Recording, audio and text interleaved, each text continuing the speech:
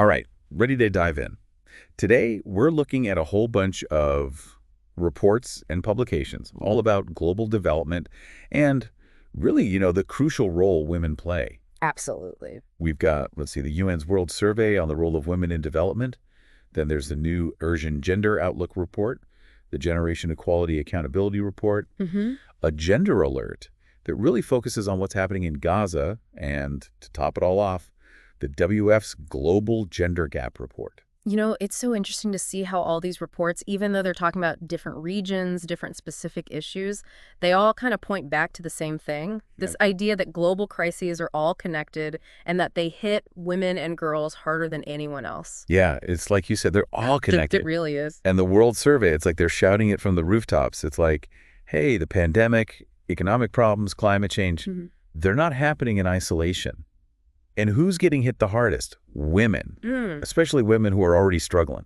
Exactly. And you see this theme of intersectionality in every single one of these reports. Right. The Asian Gender Outlook in particular, they really emphasize that if you want to look at gender equality in the Asian region, you have to look at it through the lens of climate change, digitalization, and the future of work. Okay, so we've got all these interconnected crises, and they're having a huge impact on women and girls. Right. Is there a simple solution, a magic wand we can wave to make it all better? I wish. No magic wand, unfortunately. Okay. But, we are starting to see some frameworks, some strategies emerging. Like what? Well, the Generation Equality Accountability Report is pretty fascinating. They're actually tracking the progress and the commitments that have been made towards achieving gender equality. Okay. It really underlines how important accountability and transparency are. So not just talk, but real action. Right, exactly. Okay. It's about walking the walk. Okay, but how do we actually measure progress? Gender equality is such a complex issue. Is there even a universal way to measure it? Well, that's the tricky part, isn't it? Yeah. But the WEF, they give it a shot in their Global Gender Gap Report. Okay. They have this really in-depth analysis. It looks at gender gaps in 146 countries. Wow.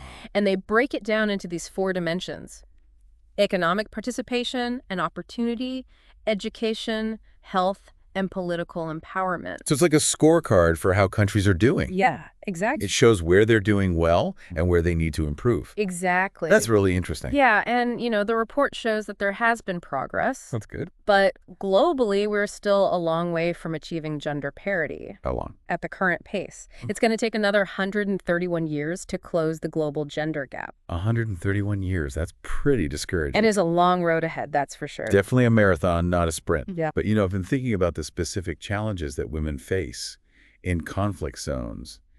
Those situations are just unimaginable. Absolutely. And the Gender Alert report on Gaza, Yes.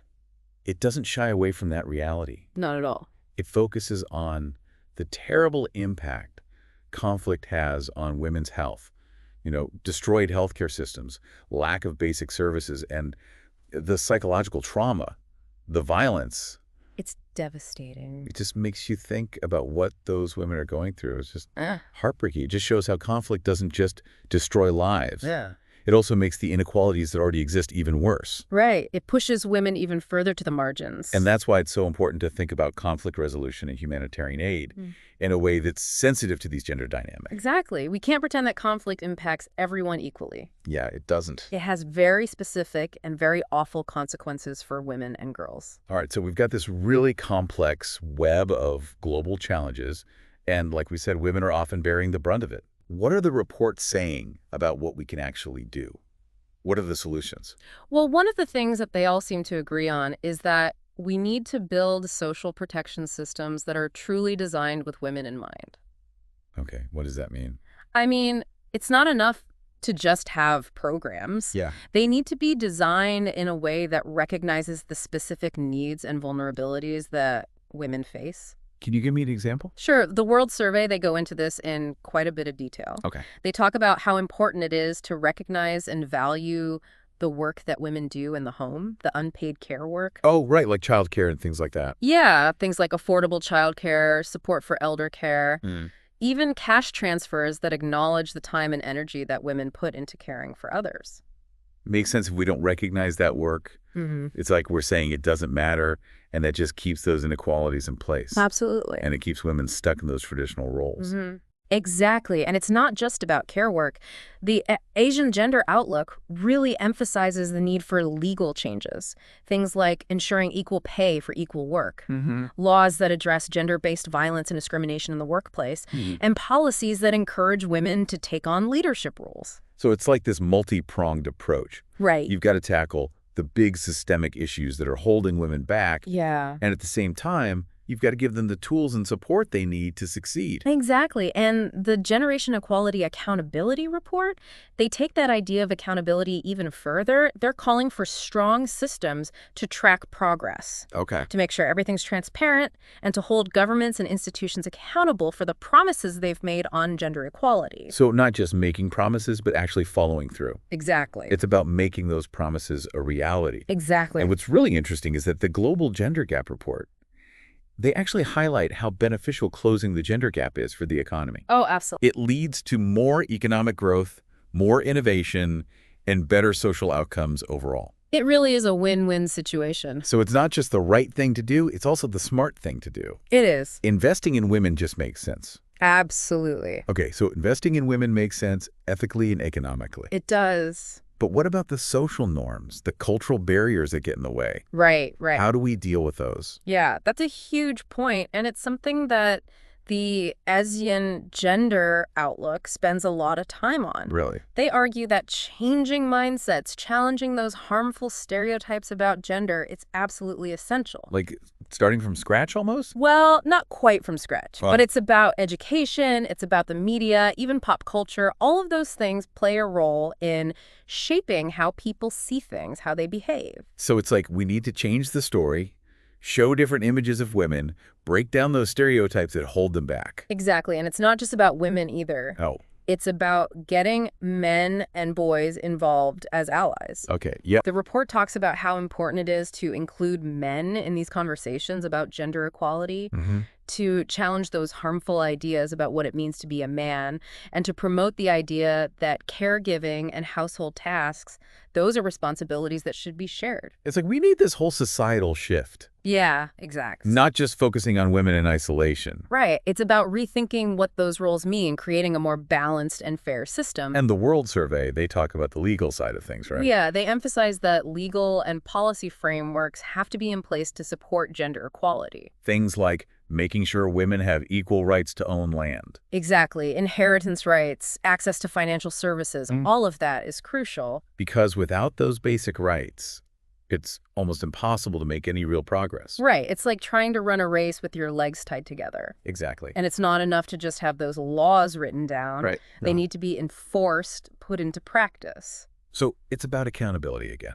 It is, and the Generation Equality Accountability Report calls for stronger ways to monitor progress, to address those practices that are discriminatory, Okay. and to make sure that institutions are held responsible for actually upholding women's rights. So checks and balances are important to make sure things are actually changing on the ground. Absolutely. And the report also highlights something else that's really important. What's that? Data. Data. We need data collection, data analysis. Okay. We need to understand the specific problems that women are facing, how things are changing over time, and where those interventions, those programs and policies, where they're needed most. Data gives us a roadmap then. It does. And the WEF, in their Global Gender Gap Report, they give us some really interesting data points. Okay. Like what? Well, for example, they show that even though the gap in education has gotten smaller in a lot of countries, the gap when it comes to economic participation and opportunity, that gap is still really big. So women are getting educated, They are. but they're not necessarily able to use that education to improve their economic situation. Right. And there are a few reasons for that. Like what? Well, one is occupational segregation. Okay. Women are often concentrated in those jobs that pay less, Right. and they face a lot of barriers when they try to enter those fields that are dominated by men. It's like there's this invisible barrier that's keeping women from reaching their full potential, even when they're just as qualified. Exactly. And the report, it talks about the need for policies that promote equal pay. Yeah. Policies that support women who want to start their own businesses, and policies that address those biases, those systemic biases that limit women's ability to advance in their careers. And what about technology? Does that help or hurt when it comes to gender equality? That's a tough one. I bet. It's a question that the Asian gender outlook spends a lot of time thinking about. Okay. They argue that it's kind of a double-edged sword. Well, on the one hand, technology has the power to really empower women, to connect them with information and opportunities. Right.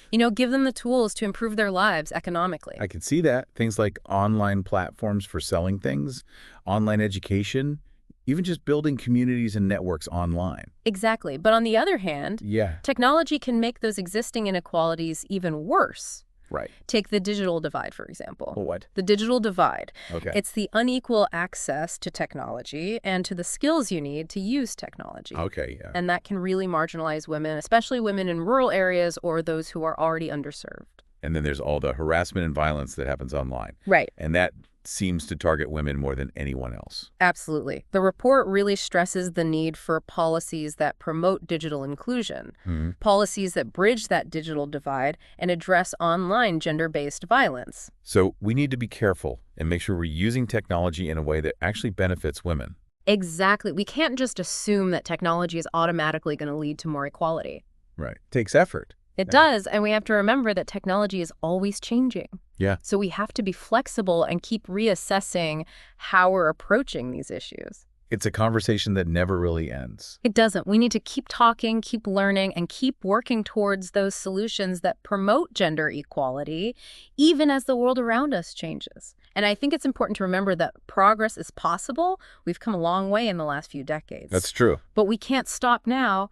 We need to keep pushing, keep finding new ways to do things, and keep each other accountable. Yeah, like that saying, the arc of the moral universe is long, but it bends toward justice. Exactly. We just have to keep bending it in the right direction. And I think these reports, the ones we've talked about today, they give us a roadmap for how to do that. They highlight the challenges, but they also offer solutions, strategies, a vision for a future that's more just, more equitable. A future where women and girls have every opportunity to reach their full potential. Exactly. And where they can help create a better world for all of us. Absolutely. It really is inspiring to see how much progress has been made, all the work that's going on to make things more equal for women. It is. But I'm curious, what do these reports say about what we do next? What are the next steps? Well, one thing that a lot of them talk about is how important it is for women to have more of a voice in politics, more women in leadership positions. Yeah. The World Survey, they really emphasize that having more women making decisions, it leads to policies that are more inclusive, policies that actually reflect everyone's needs. It just makes sense, right? It does. If women aren't represented in government, how can we expect the policies to really work for everyone? Exactly. And it's not just about the numbers either. Right. The Asian gender outlook, they talk about this too. They say it's about creating an environment where women can actually participate in politics. What do they mean?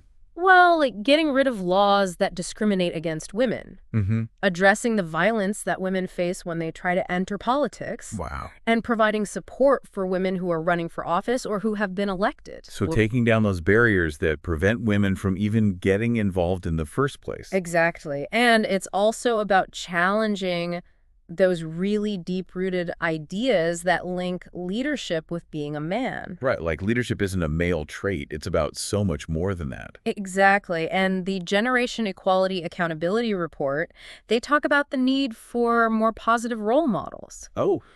Women who are leaders. They say we need to challenge those stereotypes, encourage girls to see themselves as leaders. To believe that they can be leaders. Exactly. Okay.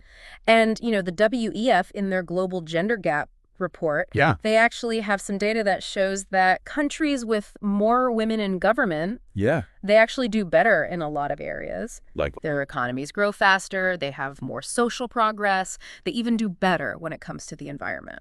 So it really is about more than just fairness. It is. It's about creating a society that works better for everyone. Exactly. Investing in women's leadership, it benefits all of us. And it's not just about formal politics, right? No, not at all. Like women can be leaders in their communities and organizations. Absolutely. The World Survey makes that point really clear. Okay. It's about empowering women to be leaders in every aspect of their lives. You make a difference in the world around them. Exactly. And I think all of these reports that we've been talking about today, they paint this really amazing picture of a future where Gender equality isn't just something we hope for. Hmm. It's something we actually experience, a future where women and girls have the same rights, Yeah, the same opportunities, the same power to shape their own lives and make the world a better place.